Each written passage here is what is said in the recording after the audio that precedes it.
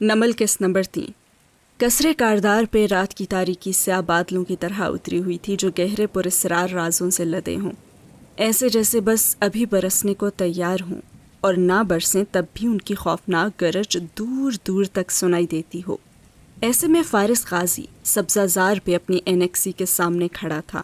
یہ جگہ ہاشم کے کمرے کی عقبی بالکنی سے صاف دکھائی دیتی تھی۔ 2 منزلہ اینیکسی جو بالکل خاموش ویران سی کھڑی تھی، باہر سے ہر سال پینٹ ہوتی تھی، خوشنما اور نئی سی لگتی تھی، مگر اندر سے بنجر ہو چکی ہوگی وہ جانتا تھا۔ چابی اس کے پاس نہیں تھی، اسے ضرورت بھی نہیں تھی۔ وہ قدم قدم چلتا برآمدے میں آیا، داخلی دروازے پہ رکا، مڑ کر ایک نظر خاموش اور اندھیر سبزہ زار پہ ڈالی۔ کاردارز اس وقت گھر پہ نہ تھے، اور جو تھے وہ سو رہے تھے۔ وہ واپس گھوما اور جھک کر پنجوں کے بل زمین پہ بیٹھا۔ جیب سے ہاتھ باہر نکالا تو اس میں پتلی سی تار تھی۔ اس نے تار لاک کے اندر ڈالی اور اسے مختلف زاویوں پہ گھماتا رہا۔ 1 2 3 4 5 6 کلک آواز سی آئی اور لاک کھل گیا۔ وہ تار جیب میں ڈال کر اٹھا اور دروازہ کھولا۔ اینیکسی اندھیر پڑی تھی۔ فارس اندر آیا، اس نے کوئی بتی نہیں جلائی، قدم قدم چلتا آگے آتا گیا۔ در و دیوار میلے سے لگتے تھے، ویران اور مکڑی کے جالوں سے پر۔ صوفوں پہ چادریں پڑی تھیں، فضا میں گرد کی دبیز تہ تھی۔ وہ اندھیرے میں وہیں کھڑا رہا، یوں ہی گردن موڑ کر ویران نظروں سے بیرونی برآمدے کو دیکھنے لگا جو کھلے دروازے کے باعث نظر آ رہا تھا۔ فارس غازی آپ کو دوہرے قتل کے جرم میں گرفتار کیا جاتا ہے۔ یہیں اسی برآمدے میں کھڑے انہوں نے اسے ہتھ کڑی لگائی تھی۔ اس نے گردن موڑی۔ یہیں اسی گھر میں وہ ہسمکھ سی لڑکی بھاگتی نظر آتی تھی، زرتاشا، اور یہیں اس گھر میں وہ اس رات ٹہلتا رہا تھا بے چینی میں کرب سے جب وارث قاضی کو مارا گیا تھا۔ تب ادھر اس نے نگاہیں اٹھا کر دیکھا، ادھر قصر میں تقریب جاری تھی، روشنیاں قمقمے رات کو منور کیے ہوئے تھے۔ وہ تکلیف دہ یادیں تھیں۔ فارس نے سر جھٹکا، جیسے بہت کچھ ذہن سے بھی جھٹکا اور پھر تیزی سے باہر نکل آیا۔ دروازہ زور سے بند کیا، لاک کلک ہو کر خود بخود مقفل ہو گیا۔ وہ اب لمبے لمبے ڈگ بھرتا دور جاتا دکھائی دے رہا تھا اور سین ہوا ختم۔ نشتر چبھے ہوئے تھے رگیں جا کے آس پاس۔ صبح جب سورج کی روشنی بادلوں کے کناروں کو سرخ اور جامنی رنگ میں دہکا رہی تھی تو شہر کے کاروباری علاقے میں اس نے سیاہ پینٹ پہ بٹنوں والی شرٹ پہن رکھی تھی۔ بال بہت چھوٹے کٹوا لیے تھے، فوجیوں کی طرح، گویا اس طرح پھیرنے کے 2-4 دن بعد کے انچ بھر بال ہوں۔ 2 ہفتے قبل رہا ہونے والے فارس سے اب وہ بہتر لگ رہا تھا۔ دھات کا ڈیٹیکٹر داخلے کے سامنے کھڑا تھا، لوگ اس میں سے گزر کر اندر جا رہے تھے اور وہ سائڈ سے نکل کر چلا گیا تو گارڈز چونکے، کسی نے اسے آواز دی اور فارس سنے بغیر ریسپشن پہ لمحے بھر کو رکا۔ ہاشم کاردار کا آفس؟ آئیبرو اٹھا کر اکھڑے انداز میں اس نے پوچھا۔ 5ویں فلور پہ، مگر آپ؟ ریسپشنسٹ کا فکر ادھورا رہ گیا اور وہ آگے بڑھ چکا تھا۔ گارڈز بے اختیار پیچھے آئے، لفٹ میں داخل ہو کر اس نے ان کے آنے سے پہلے بٹن دبا کر دروازہ بند کر دیا تھا اور گارڈ گھبرا کر وائرلیس پہ اطلاع دینے لگا۔ 5ویں فلور پہ جب لفٹ کا دروازہ کھلا تو وائرلیس پکڑے ایک گارڈ اسے اپنی طرف آتا دکھائی دیا۔ فارس نظر انداز کر کے راہداری میں آگے بڑھ گیا۔ اسے غالباً آفس تو یاد تھا، فلور ذہن سے نکل گیا تھا۔ ہاشم اندر ہے؟ سیکریٹری سے بس سرسری سے اس نے پوچھا اور وہ جی کہتی حیران سی اٹھی۔ گارڈ دوڑتا ہوا آ رہا تھا، اسے رکنے کا اشارہ کر رہا تھا۔ سر، مسٹر کاردار مصروف ہیں، آپ اندر نہیں جا سکتے۔ وہ دروازے کی طرف آیا تو گارڈ سامنے آ گیا۔ سر، آپ یوں اندر نہیں جا سکتے، آپ نے نیچے سیکیورٹی کو… عربی سے پہلے کوئی جملہ مکمل کرتا اس نے اس کی بات کاٹ دی اور کہا، میرے منہ نہ لگو۔ تیوری چڑھائے فارس نے ہاتھ سے اس کے کندھے کو پیچھے دھکیلا اور دروازہ کھول کر اندر داخل ہو گیا۔ گارڈ تو حواس باختہ سب پیچھے بھاگا۔ اندر ہاشم اپنی سیٹ پہ ٹیک لگا کر بیٹھا، سامنے موجود 2 افراد سے کچھ کہہ رہا تھا۔ اس اچانک افتاد پہ سر اٹھا کر اس نے دیکھا۔ فارس سے گارڈ تک نظروں نے سفر کیا۔ ان کو بھیجو، مجھے بات کرنی ہے۔ فارس نے تیسری کرسی کھینچی اور ٹانگ پہ ٹانگ رکھ کر بیٹھا۔ ہاشم کے لب بھینچ کے آنکھوں میں ابھرتی ناگواری کو اس نے ضبط کر لیا۔ سر، میں تو ان کو منع بھی کر رہا تھا، مگر یہ… ہاں ہاں ٹھیک ہے، میں نہیں بلایا ہے۔ تازہ دم ہو کر مسکراتے ہاشم نے ان کو جانے کا اشارہ کیا۔ وہ نکلے تو ہاشم پیچھے ہو کر بیٹھا اور خاموشی سے فارس کو دیکھا۔ کیوں بلایا؟ اس نے آئیبرو اٹھا کر اکھڑے اکھڑے انداز سے پوچھا۔ ہاشم اٹھا اور دیوار تک گیا۔ بس دیوار میں ایک پینٹنگ لگی تھی۔ ہاشم نے پینٹنگ کو سلائڈنگ ڈور کی طرح دائیں طرف سلائڈ کیا۔ اندر دیوار میں نصب سیف تھا۔ اس نے کچھ نمبرز ڈائل کر کے سیف کھولا۔ اس کی پشت فارس کے سامنے تھی اور وہ پاسورڈ یا اندر سے سیف نہیں دیکھ سکتا تھا۔ ہاشم سیف بند کر کے پلٹا اور میز پہ کچھ ڈاکیومنٹس اور ایک پلاسٹک بیگ رکھا۔ شفاف بیگ کے اندر زیورات دکھائی دے رہے تھے۔ تمہاری امانت ہے، تمہارے گرفتار ہونے کے بعد پولیس بار بار گھر آتی رہی تھی، اس لیے ممی نے پہلے ہی تمہاری تمام قیمتی اشیاء وہاں سے نکال لی تھیں، چیک کر لو تم۔ واپس بیٹھتے اس نے دوستانہ مگر محتاط انداز میں کہا، اور فارس نے بس ایک نظر اس سب کو دیکھا اور پھر آئیبرو تان کر ہاشم کو۔ ٹھیک، اور کچھ؟ تمہاری رہائی کے لیے بھی میں نے بہت کوشش کی تھی، جسٹس سکندر کو بہت فیورز دیے ہیں، اور اب جب کہ میں اس سے مایوس ہو چکا تھا تو اس نے تمہیں رہا کر ہی دیا۔ بہرحال تم اب باہر ہو نئی زندگی شروع کرنے، اور اس نے اس کی بات کاٹ دی۔ تمہید کاٹو اور مطلب کی بات پہ آؤ۔ فارس نے اس کی بات بیزاری سے کاٹی تھی اور ہاشم نے گہری سانس باہر کو خارج کی اور ذرا سے شانے بھی اچکائے۔ تمہیں جاب چاہیے ہوگی اور میرے پاس تمہارے لیے ایک اچھی پوسٹ ہے۔ نہیں چاہیے، اور کچھ؟ وہ کھڑا ہوا اور اپنی چیزیں اکٹھی کی اور ہاشم نے سر اٹھا کر تعصب سے اسے دیکھا۔ ہم کزنز ہیں یار، تمہاری پرابلم میری بھی پرابلم ہے، مگر میری بیوی تمہاری بیوی نہیں تھی۔ فارس کی آواز بلند ہوئی، آنکھوں میں غصہ اترا، کان کی لوئیں سرخ پڑیں۔ تمہیں لگتا ہے میں بھول گیا ہوں کہ کس طرح تم اس کو میرے خلاف اکسایا کرتے تھے؟ او خدا، ہاشم نے جھکے ہوئے انداز میں سر جھٹکا۔ تم اپنی اس غلط فہمی کو دور کیوں نہیں کر لیتے؟ ایک دفعہ وہ میری بہن ہی کی طرح ہے۔ اس بات پہ تم مجھ سے کوئی مقدس صحیفہ اٹھوانا چاہتے ہو تو اٹھوا لو، میں ایک ایماندار آدمی ہوں۔ فارس شک و شبہ سے آنکھیں سکیڑے بس اسے دیکھ رہا تھا۔ تمہارے اس رویے کے باوجود میں نے تم پہ شک نہیں کیا، ایک لمحے کے لیے بھی نہیں سوچا کہ تم نے وہ قتل کیے ہوں گے۔ مجھے تمہاری بے گناہی پہ یقین تھا، مگر تمہیں مجھ پہ یقین نہیں ہے۔ وہ ہرٹ نظر آ رہا تھا اور فارس کے تاثرات دھیمے پڑے، مگر وہ اسی طرح اسے دیکھتا رہا۔ ہاشم اب اٹھا، دونوں کے درمیان میز حائل تھی۔ اور مجھے تمہاری فکر ہے، کیا کرنا چاہو گے اب؟ جس کے خاندان کے 2 فرد مار دیے گئے ہوں اسے کیا کرنا چاہیے سوائے ہر ذمہ دار شخص کا گریبان پکڑنے کے؟ اور کمرے میں تو جیسے کاربن مونو آکسائڈ بھر گئی تھی اور ہاشم کا اب دم گھٹنے لگا۔ اس نے بے اختیار ٹائی کی نوٹ ڈھیلی کی۔ ہاں میں تمہارے ساتھ ہوں، مجھ سے اچھا وکیل تمہیں نہیں ملے گا جو اس کیس کو دوبارہ سے زندہ کر کے اصل قاتلوں کو سامنے لائے۔ اس لیے جاب نہیں کرنی یہاں تو مت کرو، مگر جب اور جیسے تمہیں کچھ معلوم ہو تم سب سے پہلے مجھے آ کر بتاؤ گے، رائٹ؟ ہاشم نے مسافے کے لیے ہاتھ آگے بڑھایا۔ فارس اکھڑا اکھڑا سا دیکھتا رہا، پھر متذبذب سا ہاتھ ملا لیا اور ہاشم مسکرا دیا۔ فارس باہر نکلا تو جواہرات چوکھٹ پہ دکھائی دی۔ اس کے چہرے پہ اضطراب تھا اور تیزی سے ہاشم تک آتے ہوئے اس نے پوچھا، یہ کیوں آیا تھا؟ اور ساتھ ہی دروازہ بند کیا۔ جب بھی میں اس کو آزاد دیکھتی ہوں نا تو مجھے تمہارے ہاتھوں میں ہتھکڑی نظر آتی ہے۔ ہاشم نے اس کی فکر و پریشانی کو صاف نظر انداز کر دیا اور کہا کہ میں نے بلایا تھا، جاب آفر کی مگر نہیں مانا۔ جاب کیوں؟ اچھا، تاکہ وہ مصروف رہ کر کسی بھی انتقامی کارروائی سے باز رہے۔ اور ہاشم نے اس بات میں سر ہلایا اور جواہرات نے ٹھنڈی سانس اندر اتاری۔ اچھا، اسے تم پہ شک تو نہیں ہوا نا؟ اس کے خدشے بڑھتے جا رہے تھے۔ اگر ہوتا تو اس طرح آرام سے نہ چلا جاتا، وہ ہاتھوں سے بات کرنے کا عادی ہے، اور اداکار تو بالکل بھی نہیں ہے۔ اس کا فون پھر بجا تو اس نے جھنجھلا کر کال ریسیو کی۔ جی سر، میں آپ کے آفس پہنچ گیا ہوں، بس لفٹ میں ہوں، آ رہا ہوں۔ بہت سرس سے جھوٹ بول کر کال کاٹی، پھر بریف کیس میں ضروری چیزیں ڈالنے لگا۔ کام سے جا رہا ہوں، شام کو ملتے ہیں۔ جواہرات مسکراتی تھی اور سین ہوا ختم۔ وہ اس نفاست اور خوبصورتی سے آراستہ بنگلے کا اسٹڈی روم تھا جہاں وہ لیپ ٹاپ کے سامنے بیٹھی کام کر رہی تھی۔ بال جوڑے میں بندھے تھے اور سبز آنکھیں سکیڑے لبوں سے بال پن کا کنارہ دبائے وہ اسکرین کو دیکھ رہی تھی، پھر سر جھکا کر فائل پہ کچھ لکھنے لگی۔ دفتن اس نے کھڑکی پہ نگاہ دوڑائی تو رک گئی۔ 2 جڑواں بچیاں اپنے ہم عمر 2-3 بچوں کے ہمراہ باہر جاتی ہوئی دکھائی دے رہی تھیں۔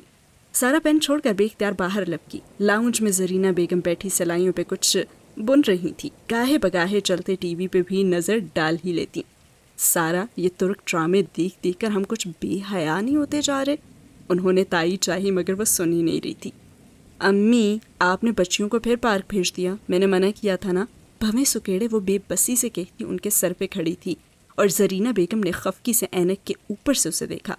بس کرو بی بی، تم تو ایسے پریشان ہو رہی ہو جیسے اکیلا بھیج دیا ہو، آس پاس کے بچے بھی ہیں اور کرنل خورشید کی ملازمہ بھی، ابھی گھنٹے بھر میں آ جائیں گی۔ آپ بھی نہ کمال کرتی ہیں، وہ ناراضی سے کہتی ان کے ساتھ بیٹھی مگر نشست کے بالکل کنارے پہ۔ پتہ ہے نا امی، حالات کتنے خراب ہیں، پھر بھی ان کو باہر بھیج دیتی ہیں۔ اچھا تمہاری بیٹیاں ہیں تو میری نواسیاں بھی ہیں، دشمن نہیں ہوں میں ان کی، گھر میں قید کر کے رکھوں تو بزدل اور ڈری سہمی سی بن جائیں گی، بالکل تمہاری طرح۔ انہوں نے اسے ذرا خاطر میں نہ لاتے ہوئے اپنی سلائی جاری رکھی۔ میں نہیں ہوں بزدل، وہ سعدی بھی ہر وقت یہی کہتا رہتا ہے۔ وہ خفا بھی تھی اور پریشان بھی۔ وارث کی موت بھول گئی آپ کو؟ کیسے ان کو مار دیا گیا؟ جب کسی خاندان میں کوئی قتل ہو جائے نا تو خاندان والے پہلے جیسے نہیں رہتے، رہ ہی نہیں سکتے۔ ہاں سچ تم نے بتایا ہی نہیں فارس کے رہا ہونے کا، مجھے عزیز بھائی کی بیوی نے بتایا۔ وہ سلائی روک کر پوری طرح اس کی طرف متوجہ ہوئیں اور اس کی ساری باتیں نظر انداز کر دیں اور سارا کی آنکھیں حیرت سے پھیلی۔ فارس؟ وہ تو نہیں رہا ہوا، وہ کیا مطلب؟ ارے تمہیں نہیں پتا؟ وہ الٹا حیران ہوئی۔ جب تم لندن میں تھی تبھی تو رہا ہوا تھا۔ سعدی کو بھی نہیں پتا ہوگا پھر تو، ورنہ وہ ضرور ذکر تو کرتا۔ وہ حیران سی بیٹھی تھی۔ لو، وہی تو اسے لینے گیا تھا، اسے کب کسی بات کا نہیں پتا ہوتا؟ ہاں مگر یہ کیسے ہو سکتا ہے؟ اچانک سے وہ الجھ گئی۔ اور سعدی نے بھی نہیں بتایا؟ پھر چونک کر ماں کو دیکھا۔ اچھا اور کیا بتایا آنٹی نے؟ یہی کہ اپنے ماموں کے گھر رہ رہے، جواہرات کے پاس، اپنا گھر نہیں کھولا اور ندرت کے پاس بھی نہیں رہ رہا، مگر اچھا ہی ہوا، مجھے تو کبھی بھی وہ قصوروار نہیں لگا تھا، شکر کہ بچے کی جان بچ گئی۔ اور انہوں نے پھر سے سلائیاں اٹھا لیں۔ سعدی بھی یہی کہتا تھا، فارس ایسا کبھی کر ہی نہیں سکتا، مگر 1 ہفتہ ہو گیا اور مجھے پتہ ہی نہیں ہے۔ اور پھر وہ بے اختیار گھڑی دیکھی اس نے اور فون کی طرف بڑھی۔ کس کو کرنے لگی ہو؟ کرنل خورشید کی میڈ کا نمبر ہے میرے پاس، اس کو کہتی ہوں کہ انہیں جلدی گھر لائے، پورے 15 منٹ ہو گئے۔ فکر مندی سے کہتی ہوں وہ کارڈ لیس اٹھا کر نمبر ڈائل کرنے لگی اور زرینہ بیگم ماتھا چھو کر بڑبڑائیں۔ سارا کا کوئی علاج نہ تھا۔ رات جب ان کے بنگلے پہ اتر آئی تو دیواروں نے دیکھا سارا اپنے بیڈ میں لحاف تانے لیٹی تھی اور اس کے دائیں بائیں 2 ننھی پیاری سی بچیاں لیٹی تھی۔ ایک چت ہو کر چھت کو تکے جا رہی تھی اور دوسری ماں کے کانوں پہ پھسلتی لٹوں پہ انگلی پھیر رہی تھی۔ عمل، نور، مجھے آپ سے ایک بات کرنی ہے، سارا نے چھت کو دیکھتے ہوئے گمسم سے انداز میں بات کا آغاز کیا۔ کیا ہوا ماما؟ آپ لوگوں کو شاید یاد نہ ہو مگر آپ کے بابا کے ایک بھائی تھے۔ وہ رکی، ہیں؟ گہری سانس لی۔ کچھ وجہ تھی وہ یہاں سے چلے گئے تھے، مطلب کہ ان کو جیل ہو گئی تھی اسی لیے۔ مگر فارس چاچو تو رہا ہو گئے ہیں نا؟ عمل ایک دم سے بولی اور سارا دنگ رہ گئی۔ تمہیں وہ یاد ہیں؟ جی ماما، عمل نے الٹا اسے حیران کر دکھایا۔ عمل نے الٹا اسے حیران ہو کر دیکھا۔ میں نے خود سنا ہے، نانی بتا رہی تھی فون پہ کسی کو کہ وہ اب باہر آ گئے ہیں، تو اب ہم ان سے ملنے کب جائیں گے؟ نہیں عمل، اس کے لہجے میں سختی آ گئی، ہم نے ان سے دور رہنا ہے، ان کے ساتھ مسئلے ہیں بہت سارے، ان کے پیچھے برے لوگ لگے ہیں، سو ہم ان کے قریب جائیں گے تو وہ برے لوگ ہمارے پیچھے بھی لگ جائیں گے، اس لیے اب ہم ان سے زیادہ قریب نہیں ہوں گے۔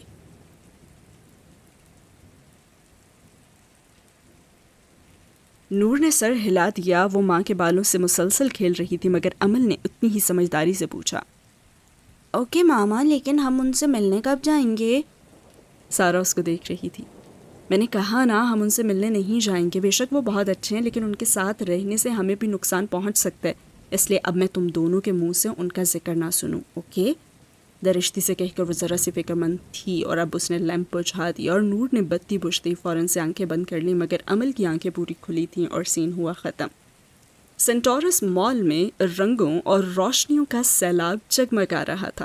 تیسرے فلور کی ایک بوتیک کی ساری بتیاں روشن تھیں، وسط میں مخملے صوفے بچھے تھے کپڑوں کی ریکس کونوں میں تھے. وہیں ایک قداور آئینے کے سامنے شہرین کھڑی تنقیدی نگاہوں سے اپنا پہنا ہوا گولڈن گاؤن دیکھ رہی تھی جس کی ایک آستین نہیں تھی اور دوسری کلائی تک آتی تھی.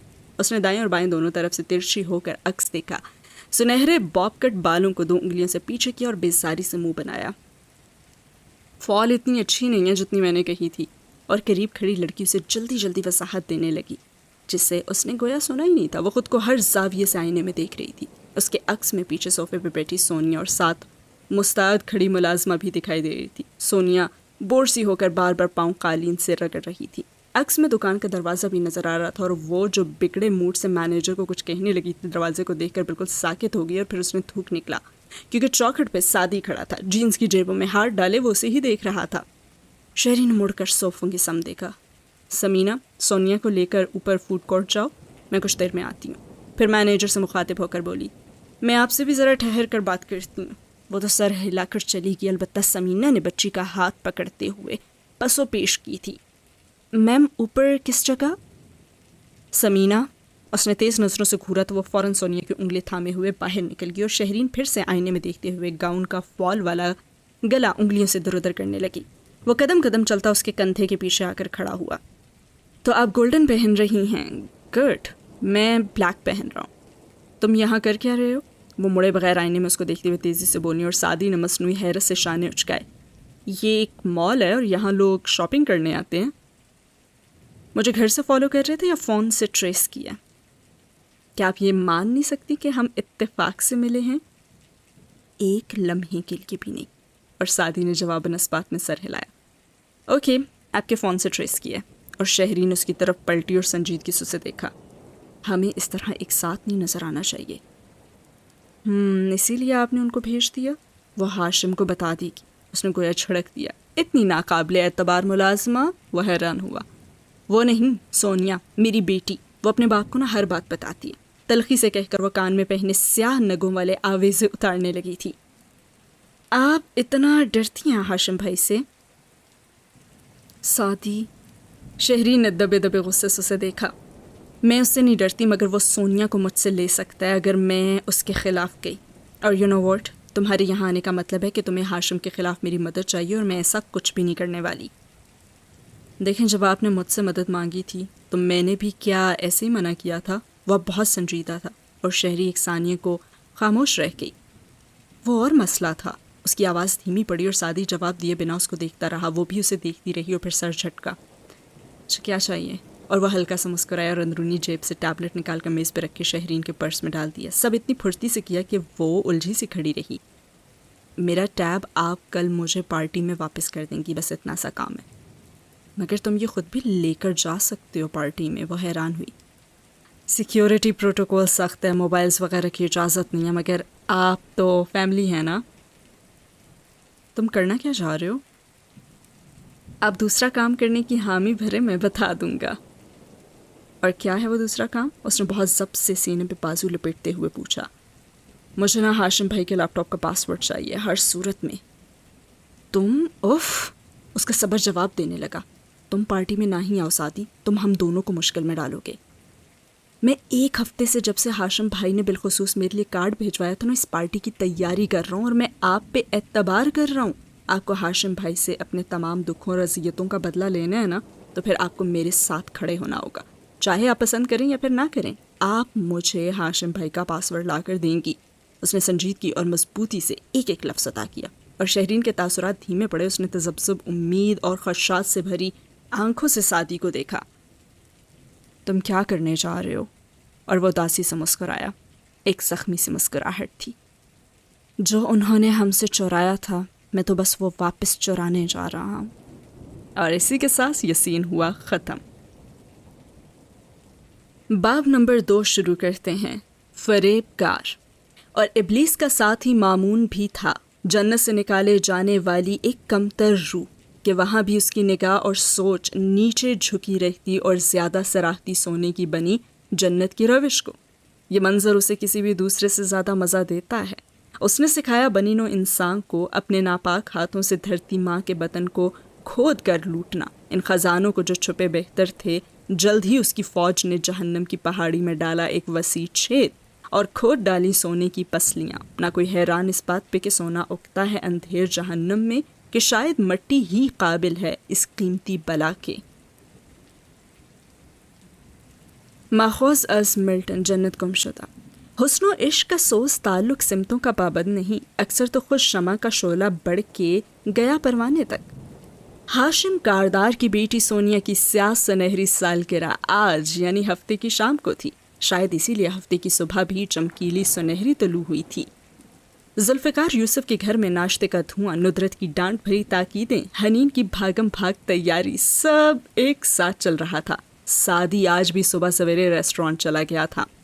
سائم اب یونیفارم میں تیار گول میز کے گرد بیٹھا ناشتہ کر رہا تھا. حنین اپنے سیاہ کوٹ شوز پالش کر کے جب آئی تو اس کی پلیٹ کو دیکھ کر تو اس کا منہ ہی بن گیا.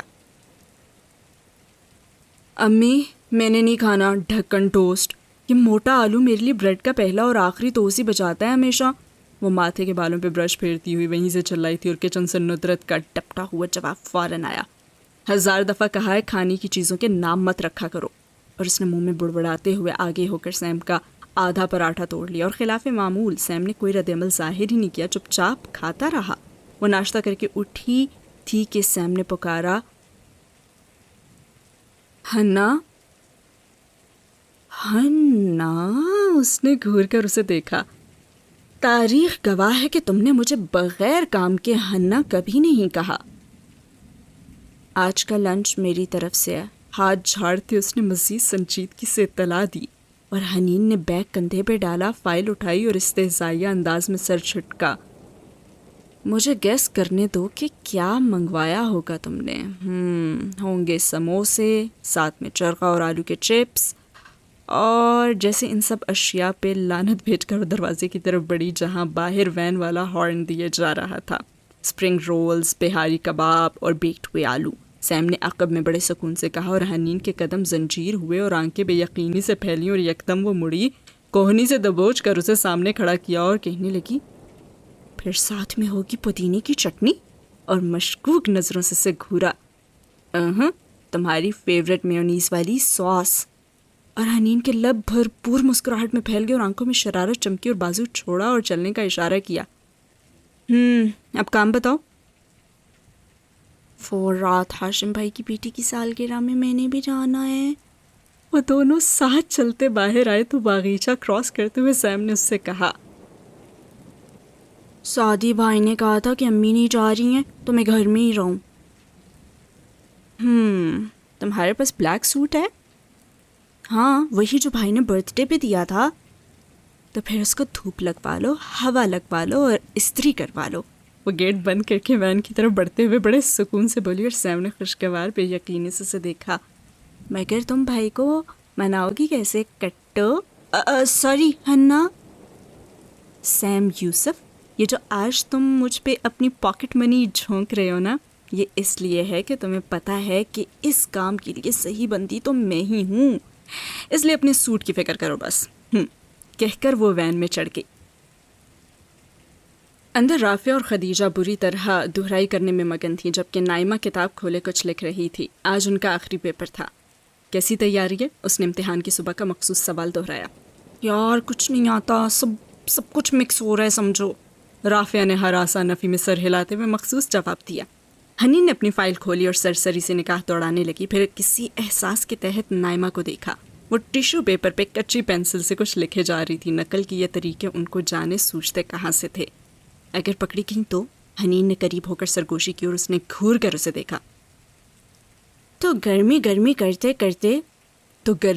کرتے اس سے پسینہ پہنچ لوں گی. سارے ثبوت ختم. اس نے شانے اچکا دیے تو حنین سر جھٹک کر اپنا پڑھنے لگی. سیم کھڑکی سے باہر دیکھتا اپنے سوٹ اور ان 2 دوستوں کے بارے میں سوچ رہا تھا جس کو اس نے سوموار کی پارٹی کی تفصیلات دینی تھی. ذہن میں وہ فکر ترتیب دے رہا تھا. پتہ ہے ہمارے ایک انکل ہیں، کزن ہے، ہاشم بھائی. ان کا گھر پتہ ہے کیسا ہے؟ سیم کو یہ سوچ کر ہی مزہ آ رہا تھا کہ وہ کتنے مزے سے اپنے دوستوں کو سارے قصے سنائے گا. اور ساتھ ہی ہوا یہ سین ختم. تو نے کیا کیا ہے زندگی؟ دشت و در میں پھرایا مجھے. اب تو اپنے در و بام بھی جانتے ہیں پرایا مجھے. کاردار خاندان کے قصر کے سبزہ زار میں ملازموں کا عملہ اور فاضل ویٹر پارٹی کی تیاریوں میں مصروف تھے. اندر لاؤنج میں بھی صفائی ستھرائی کا عمل جاری تھا. شہرین متوازن قدموں سے زینے چڑھتے اوپر جا رہی تھی. ہاشم کا کمرہ سنسان پڑا تھا. وہ آگے بڑھی. نوشروان کے کمرے کا داخلی دروازہ کھلا تھا اور آگے بالکنی کا بھی. وہ بالکنی میں بیٹھا تھا, لیپ ٹاپ گود میں, کانوں میں ایئر فونز. شہرین وہیں کھڑی رہی یہاں تک کہ نوشروان نے چونک کر اس کی طرف دیکھا تو وہ سر جھٹک کر جانے لگی. ارے آپ کب آئیں, آئیے نا. شیرو جلدی سے ایئر فونز نکالتے ہوئے اٹھا. اس کا چہرہ کھل اٹھا تھا. اس روز کی نسبت آج درست حلیے میں تھا. وہ اسے پسند کرتا تھا, کوئی اندھا بھی بتا سکتا تھا, اور شہرین اندھی نہیں تھی.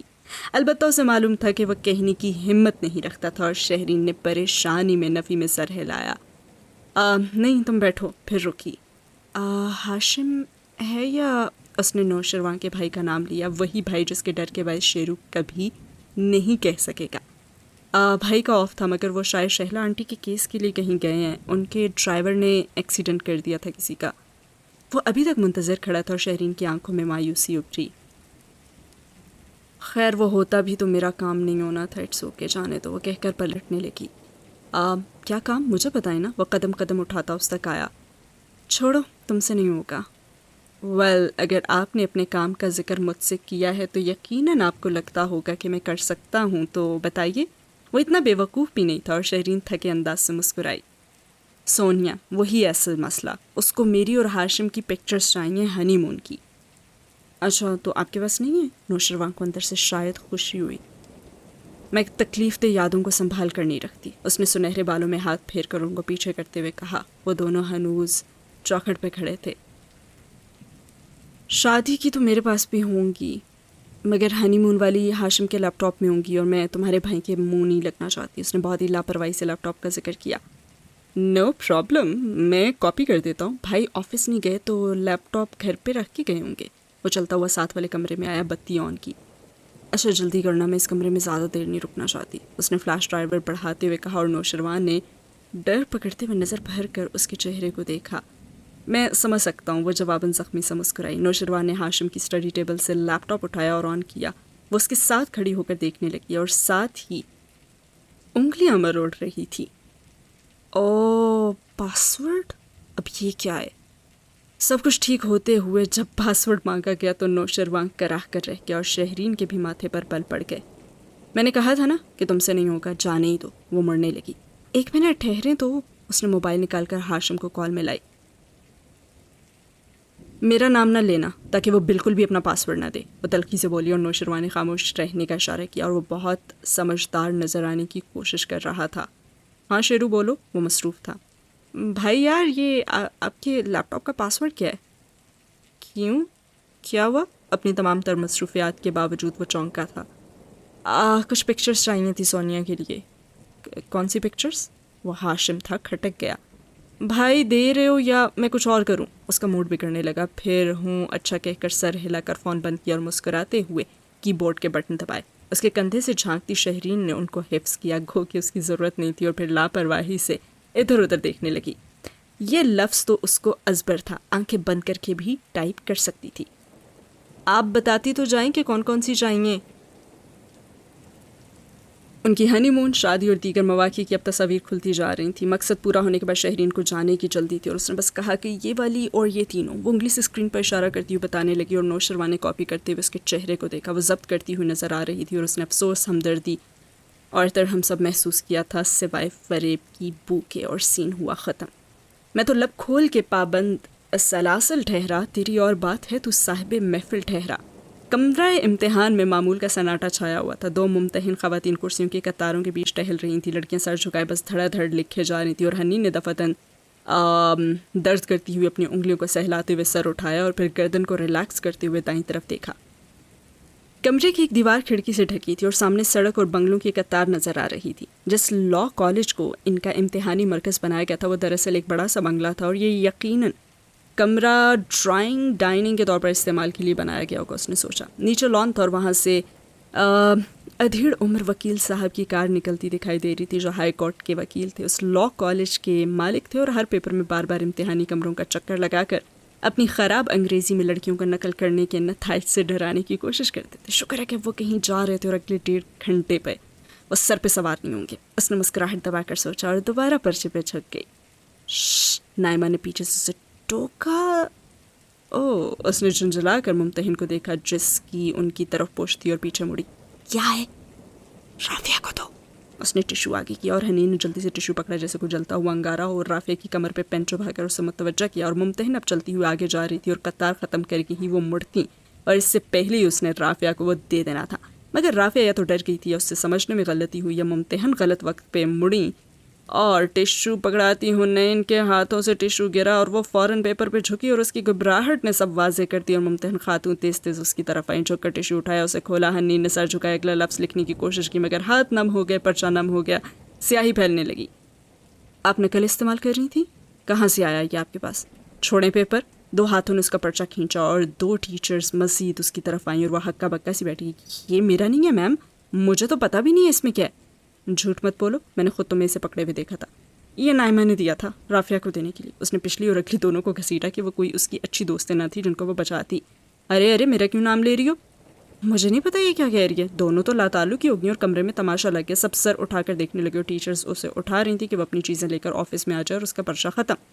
آپ پر کیس بنے گا اور تھانے میں درج ہوگا. 3 سال تک آپ پیپرز نہیں دے سکتی. ان کے الفاظ حنین یوسف کی روح قبض کر رہے تھے اور زمین و آسمان اس کی نگاہوں کے سامنے گھومنے لگے. آج تو ویسے بھی آخری پرچہ تھا, یہ ایک دم سے سب غلط کیسے ہو گیا؟ کچھ لڑکیاں واپس لکھنے میں مصروف ہو گئی اور کچھ اسے چیزیں سمیٹتے ہوئے دیکھ رہی تھیں. میم یہ میرا نہیں ہے, مجھے تو پتہ بھی نہیں ہے کہ اس میں لکھا ہوا کیا ہے, وہ خشک حلق کے ساتھ کہہ رہی تھی. کسی نے اسے ٹشو پاس کرتے ہوئے نہیں دیکھا تھا. سپریڈنٹ نے ٹشو اس کے پاس دیکھا تو اور اگلی پچھلی انہیں دم گٹی لومڑی کا شکار لگی تھی. صرف اسے ہی اٹھایا گیا اور وہ منت کر رہی تھی, کبھی غصے سے زور سے بھی بولتی مگر کوئی اثر نہیں.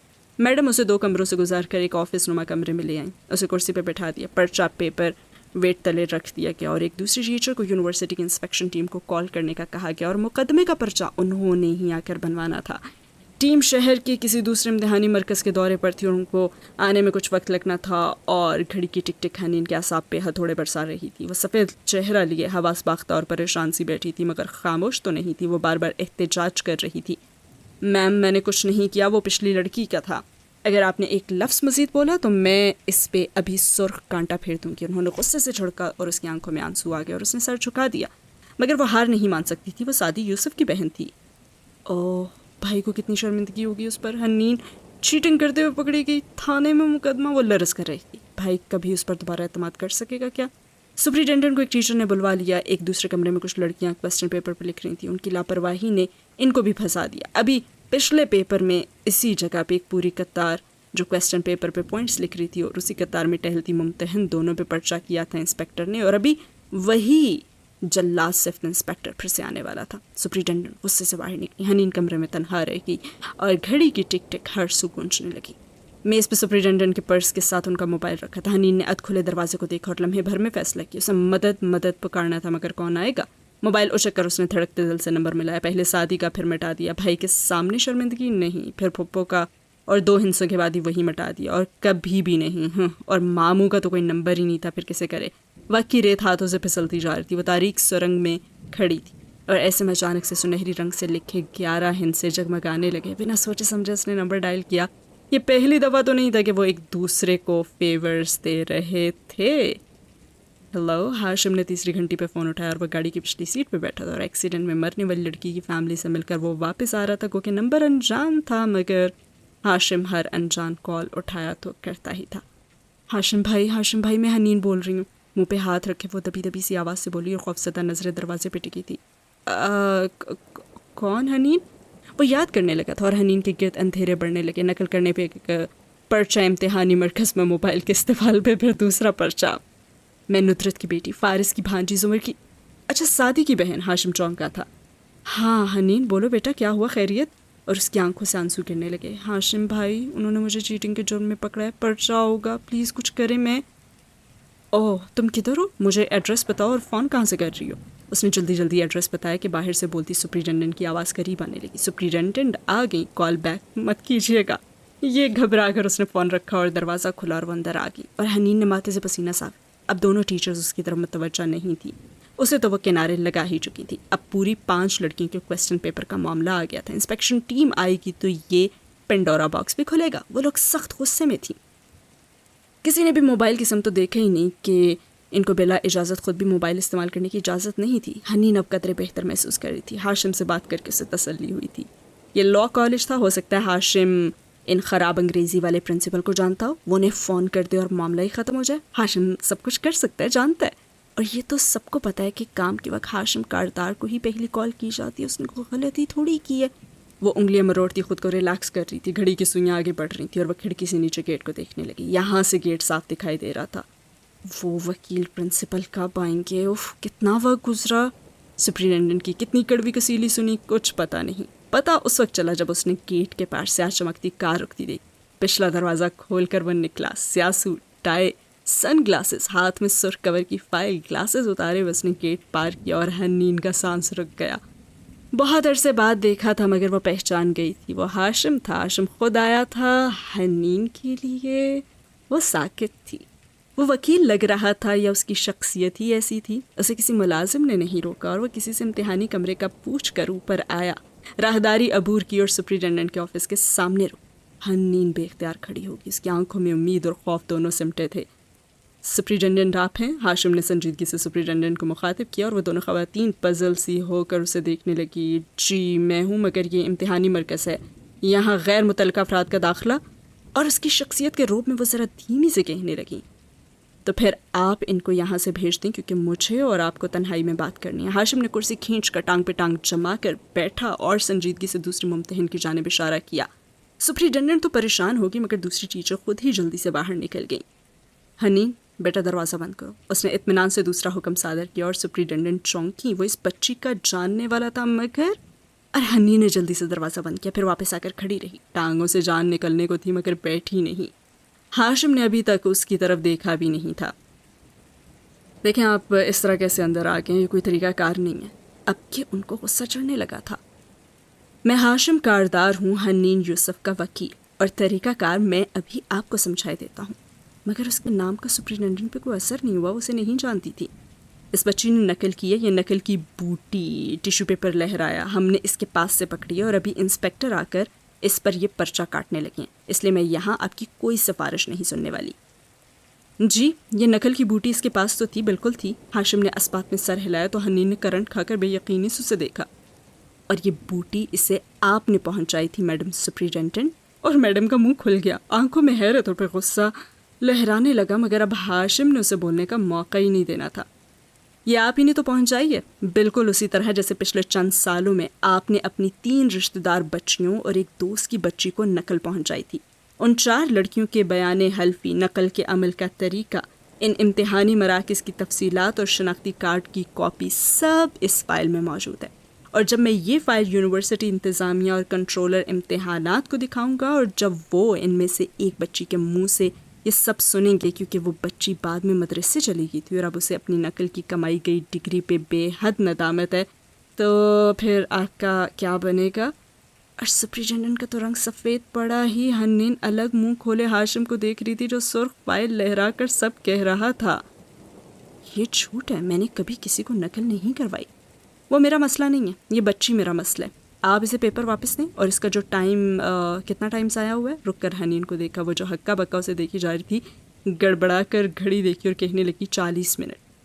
اس کے جو 40 منٹ ضائع ہوئے ہیں وہ اس کو ایکسٹرا دیں. اس کا پیپر بغیر سرخ نشان کے لیا جائے اور اسے عزت سے جانے دیا جائے، کیونکہ اگر ایسا نہ ہوا تو آپ کی یونیورسٹی کے VC کا نمبر میرے فون میں R کی لسٹ میں.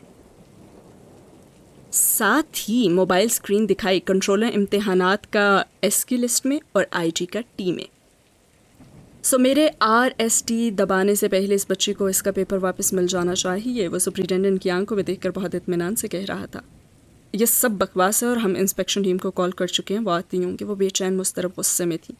یہ تو اور بھی اچھی بات ہے، میں یہ فائل انہی کو پیش کر دوں گا. اور مجھے لگتا ہے کہ ابھی تک آپ کو ان لڑکیوں کے بیانات کی نزاکت کی سمجھ نہیں آئی. حنین بیٹا یہ لو اور پہلا بیان ان کو پڑھ کر سناؤ. ہاشم نے سپرنٹینڈنٹ کو ہی دیکھتے ہوئے فائل اس کی طرف بڑھائی اور حنین کو کچھ سمجھ نہیں آ رہا تو اس نے کپ کپاتے ہوئے ہاتھوں سے فائل کھولی اور پہلا صفحہ سامنے کیا. Kardar and since presentation. ہاشم کاردار کے پوائنٹس. وہ اندھوں کی طرح صفحے کو اوپر نیچے دیکھ رہی تھی. یہ تو ہاشم کے آفس کی کوئی فائل تھی. اس نے خوفزدہ نگاہوں سے ہاشم کا چہرہ دیکھا. کیا وہ غلط فائل اٹھا لایا تھا؟ پڑھو حنین اب، کہ ہاشم نے اسے دیکھ کر کہا اور پھر ترچھا ہو کر خود فائل کو دیکھا. پہلا کیس تو آپ کی بہت ہی قریبی عزیز بچی کا ہے، اور یہ واقعہ بی سی سیکٹر کے کالج میں پیش آیا. وہ جیسے پڑھتے ہوئے اعتماد سے کہہ رہا تھا اور وہ غلط فائل نہیں اٹھا کر لایا تھا. حنین بے یقینی سے اسے دیکھ رہی تھی اور ہاشم جھوٹ بول رہا تھا. بس سپرنٹینڈنٹ کی برداشت کا پیمانہ لبریز ہو گیا تھا. ہاتھ اٹھا کر سختی سے روکا اور ہاشم نے فائل لے کر بند کر دی اور پیپر ویٹ ہٹا کر پیپر اٹھایا اور حنین کو دیا. جاؤ جا کر پیپر کرو. حنین نے میڈم کو دیکھا، وہ زب سے لب کاٹتی اسے ہی دیکھ رہی تھی، اور اسی پل دروازہ کھول کر پرنسپل وکیل داخل ہوئے. ہاشم نے گردن ترچھی کر کے مسکرا کر دیکھا اور پھر اٹھ کر ملا، اور وہ خوشگوار حیرت سے اس سے ملے. کاردار صاحب، آپ ادھر کیسے؟ وہ اسے جانتے تھے. خیر اب تو سپرنٹینڈنٹ بھی اس سے جان گئی تھیں. دراصل یہ میرے ایک کزن کی بیٹی ہے. خاندان میں ایک بزرگ کی ڈیتھ ہو گئی تھی. مجھے ان کو پک کرنا تھا، مگر یہ خبر سن کر پریشان ہوگی اور آدھا پونا گھنٹہ ہی ضائع ہو گیا.